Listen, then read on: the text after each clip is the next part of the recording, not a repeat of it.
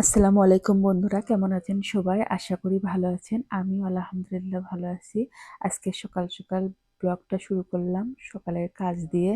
আমি সকালবেলা উঠে প্রথমে আগে উঠানটা ঝাড়ু দিয়ে নিলাম, কারণ আমার উঠানটা অনেক বড়, ঝাড়ু দিতে দেরি হয়, সেজন্য সকাল সকালে উঠানটা ঝাড়ু দিয়ে পরিষ্কার করে নিলাম।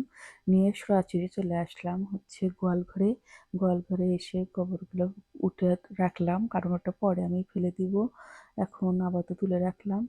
তারপরে বাহিরের ঝাপটা খুলে দিলাম, কারণ রোদ উঠে গেছে। রোদটা বাইরে থেকে ভিতরে চলে আসে, ভালো লাগবে নি, গরুর একটু গায়ে তাপ লাগবে নি। তো এই তো আমার বুলবুলি। এই বুলবুলিকে হয়তো আমার ভিডিও যারা আগে দেখেছেন তারা হয়তো চিনবেন। আমি অনেক শখ করে এই বুলবুলিকে কিনেছি। এই বুলবুলির মাধ্যমে যেন আমার ভাগ্যটা অনেকটা ফিরে, সবাই দোয়া করবেন। তো যাই হোক, এরপর চলে গেলাম হচ্ছে গিয়ে মুরগির ঘরে, মুরগিগুলো ছেড়ে দিলাম। আমি মুরগিগুলো আমার অনেকগুলো ছিল, কিন্তু এবার শীতে মুরগিগুলো তেমন আমার বাঁচে নাই। তো যাই হোক, যে কটা আছে ওই কয়টাকে আমি খেতে দিয়ে চলে আসলাম রান্নাঘরে রান্না করার জন্য।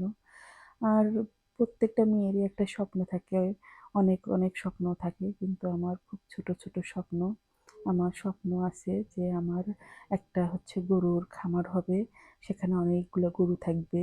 কিন্তু যেহেতু হচ্ছে গিয়ে একসাথে অনেকগুলো গরু কিনে খামার করার মতো অবস্থা আমার নেই, সেজন্যই আমি ছোট্ট করে প্রথমে একটা দিয়ে শুরু করছি।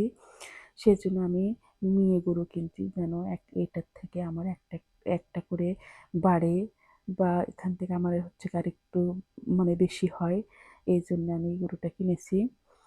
তো এই গরুকে সবাই দোয়া করবেন যেন আমার এই একটা গরুর থেকে আমি অনেকগুলো গরু হয়, আল্লাহর রহমতে।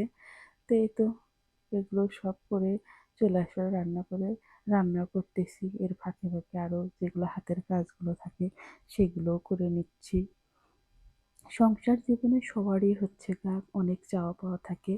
তো আমার খুব ছোট ছোট চাওয়া, সেই ছোট ছোট চাওয়াগুলো আমি আস্তে আস্তে পূরণ করব। সবাই ভালো থাকবেন, সুস্থ থাকবেন এবং আমার জন্য দোয়া করবেন।